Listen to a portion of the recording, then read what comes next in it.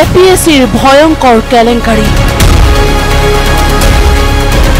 ৰাকেশ পাল কেনেকৈ হৈছিল এপিএসিৰ কেলেংকাৰীৰ সৰ্দাৰ এপিএসিৰ কেলেংকাৰীক লৈ অৱসৰপ্ৰাপ্ত ন্যায়াধীশ বিপ্লৱ শৰ্মা আয়োগৰ প্ৰতিবেদনক লৈ আজি বিধানসভাৰ মজিয়াত আলোচনা আৰু বিতৰ্ক কংগ্ৰেছে দাবী কৰাৰ দৰে অৱসৰপ্ৰাপ্ত ন্যায়াধীশ বিপ্লৱ কুমাৰ শৰ্মা আয়োগৰ প্ৰতিবেদনৰ সন্দৰ্ভত আলোচনা হ'ল বিধানসভাত আৰু বিৰোধীৰ বিতৰ্কৰ প্ৰত্যুত্তৰ মুখ্যমন্ত্ৰীৰ কংগ্ৰেছ চৰকাৰৰ দিনত একোটা এপিএসসি নিযুক্তিত 6জন 7জন কেবিনেট মিনিষ্টাৰৰ ল'ৰা ছোৱালীয়ে থাকিছিল মেৰিট আছিল মেৰিট নাই মই ক'ব নাযাওঁ কিন্তু বাতৰি কাকতত হু ইজ হু বুলি এখন লিষ্ট ওলাইছে কিদৰে নিযুক্তি দিয়া হৈছিল দুৰ্নীতিৰ খলনায়ক ৰাকেশ পালক প্ৰাক্তন মুখ্যমন্ত্ৰী প্ৰয়াত তৰুণ গগৈয়ে নীতি বহিৰ্ভূতভাৱে নিযুক্তি দিছিল ৰাকেশ পালক বিধানসভাত উন্মোচন হ'ল ৰাকেশ পালৰ নিযুক্তিৰ এ টু জেড কেনেদৰে অধিবক্তাৰ বাবে ৰাকেশ পালে কৰা আবেদনৰ ফাইল 24 দিনতে ৰাজ্যপালৰ কাষ পাইছিলগৈ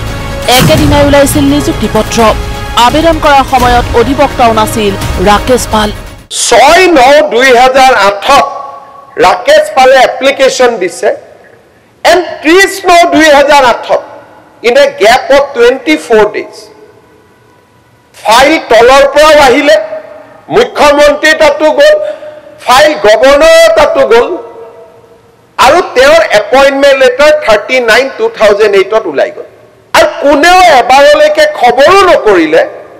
যে হুৱেদাৰ ৰাকেশ পালি যে সিনিয়ৰ এডভোকেট অফ গুৱাহাটী হাইকোৰ্টৰ ন পিছত ওলালে যে তেওঁ হাইকোৰ্টৰ সিনিয়ৰ এডভোকেট নহয় তেওঁ নটাৰী পাব্লিক হে আছিল যি পদত বহি ৰাকেশ পালে এপিএসিৰ ভয়ংকৰ কেলেংকাৰী কৰিছিল সেই পদৰ বাবে কোনোদিনেই আনুষ্ঠানিকভাৱে কোনো আবেদনেই কৰা নাছিল ৰাকেশ পালে এপিএসিৰ অধ্যক্ষ পদত নীতি বহিৰ্ভূতভাৱে নিযুক্তি দিয়াৰ বাবে 10 বছৰৰ কাৰ্যকাল পাইছিল তেওঁ আৰু ৰাকেশ পালৰ কাৰ্যকালত 10টা বছৰত দুৰ্নীতিৰ ভূস্বৰ্গত পৰিণত হৈছিল অসম লোকসেৱা আয়োগ 2013 তাৰিখে এইবাৰ ৰাকেশ পালে আবেদন কৰা নাই এইবাৰ তৰুণ গগৈ ডাঙৰীয়াই নিজে এটা নোট লিখিল মুখ্য সচিবলৈকে চেয়াৰমেন পদটো খালী আছে আৰু আপোনালোকে ইমিডিয়েটলি ৰাকেশ পালক চেয়াৰমেন হিচাপে নিযুক্তি 18/11 মুখ্য সচিবে আপত্তি কৰিলে যে তেওঁ 5 বছৰৰ কাৰণে হ'ব নোৱাৰে তেওঁৰ কণ্ডিশ্যন বেলেগ কৰি দিব লাগিব প্ৰথম অৱস্থাত মুখ্যমন্ত্ৰীয়ে মানি ললে যে তেওঁৰ কণ্ডিশ্যন সুকিয়া কৰি দিম এতিয়া খালি চেয়াৰমেন কৰি দিয়ক একেদৰে চেয়াৰমেন কৰি দিয়া গ'ল আৰু সাবসিকুৱেন্টলি 8/9/2014 চনত তেওঁ নিযুক্তিত থকা গোটেই কণ্ডিশ্যন খিনি বা যি কণ্ডিশ্যন প্ৰেছক্ৰাইব কৰিব লাগিছিল একো প্ৰেছক্ৰাইব নকৰি সিম্পলি কৈ দিলে যে তেওঁ 5 বছৰ অথবা 62 বছৰ তাৰমানে টোটেল টেনিউৰ হি গট 10 ইয়াৰ্ছ এইটোৱে আটাইতকৈ কেলেংকাৰী কোনে কৈছিল ক'ত গৈছিলে ইমানটো যোৱাৰ আগতে প্ৰথম গোটেই নীতি নিয়ম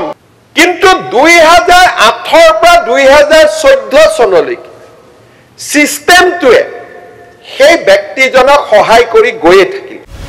প্ৰাক্তন মুখ্যমন্ত্ৰী প্ৰয়াত তৰুণ গগৈৰ প্ৰত্যক্ষ হস্তক্ষেপত এপিএসিৰ অধ্যক্ষ পদত নিযুক্তি পাইছিল ৰাকেশ পালে আৰু তেতিয়াই গৌৰৱ গগৈৰ বিয়াত ৰাকেশ পালে কেইবা লাখ টকাৰ উপহাৰ দিয়াৰ প্ৰসংগটো উল্লেখ কৰা হৈছিল তদন্ত আয়োগৰ প্ৰতিবেদনত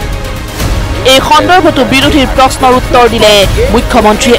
বিয়াত উপহাৰ লোৱাৰ কথাটো আজিলৈকে কিয় অস্বীকাৰ কৰা নাই গৌৰৱ গগৈয়ে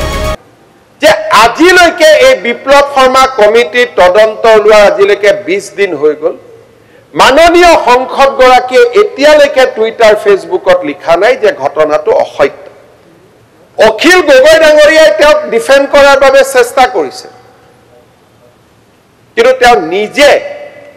তাৰমানে সিস্টেমটোৰ প্ৰতি কিমান অৱজ্ঞা যে কোন বিপ্লৱ শৰ্মা কি লোকসেৱা আয়োগ আজিলৈকে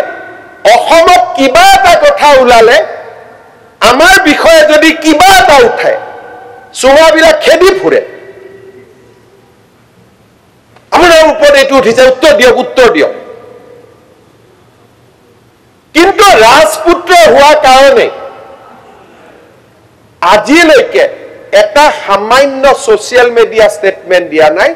যে এই এলিগেশনটো ৰং আজি 20 দিন হৈ গল অখিল গগৈ ডাঙৰীয়াক চাব he is more loyal than the Congress party লগে লগে প্ৰেছ কনফাৰেন্স কৰিলে যে নাই নাই নাই বিয়াত দিলে তো কোনে জানে বিয়াত তো আৰু জুনে তুনে জি টিক দি গুচি যায় কালি মোৰ বিয়াত মোৰ লৰাৰ বিয়া হোৱা নাই মোৰ লৰাৰ বিয়াত যদি আদানী আম্বানী আহি 100 কোটি টকা দি থৈ যায় অখিল গগৈ ডাঙৰীয়াই তেনেকুৱা স্টেটমেন্ট দিব নেকি যে নহয় এটো তো নন্দিলৰ গাত দোষ নাই বেচেৰা তাকটো দি থৈ গৈছে একচুয়ালি নাজানো যে বিয়াত যদি কিবা দিয়ে খেতু এটা ইনকাম টেক্সত দেখাবলৈ মই নাজানো খেতু কথা মই আপোনাক স্বীকাৰ কৰি দিছো দেই মই নাজানো একচুয়ালি নাজানো উপহাৰ লোৱাৰ কথাটো অস্বীকাৰ নকৰাৰ অৰ্থ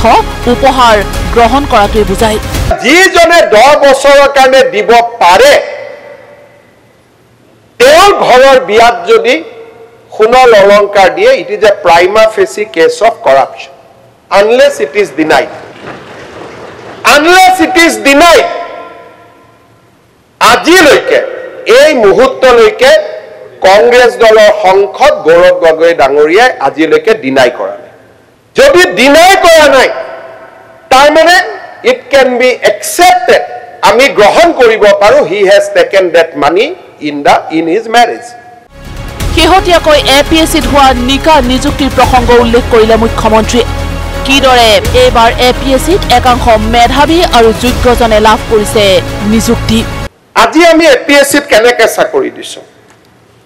এইবাৰ এপিএছচিৰ ৰিজাল্ট দিয়াৰ পিছত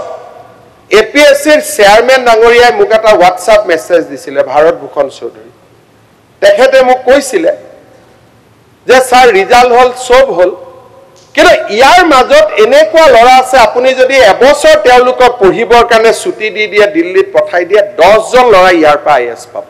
this is the level of examination we have conducted সৰকাৰী চাকৰিত স্বচ্ছতা আনাৰ ক্ষেত্ৰত এইখন চৰকাৰে যি ঐতিহাসিক সিদ্ধান্ত লৈছে তাৰ কোনো তুলনা অসমৰ সমসাময়িক বুৰঞ্জীত নাই ৰাকেশ পালক নীতি বহিৰ্ভূতভাৱে এপিএছচিৰ অধ্যক্ষ পদত নিযুক্তি দি সেই সময়ৰ মেধাৱী যুৱক যুৱতীৰ ভৱিষ্যত অন্ধকাৰ কৰি কিদৰে অসমক এক অন্ধকাৰ যুগলৈ ঠেলি দিছিল সেই অপৰাধৰ বাবে কংগ্ৰেছে এতিয়া ক্ষমা বিচাৰিব লাগে বুলিও বিধানসভাত ক'লে মুখ্যমন্ত্ৰীয়ে এই গোটেই তদন্তটোৰ কাৰণে মই এটা বিচাৰিম অসম কংগ্ৰেছ দলে অসমৰ যুৱ শক্তিৰ ওচৰত ৰাকেশ পালৰ হোৱা নিযুক্তিৰ কাৰণে ক্ষমা বিচাৰিব ব্যুৰো ৰিপৰ্ট নিউজ লাইভ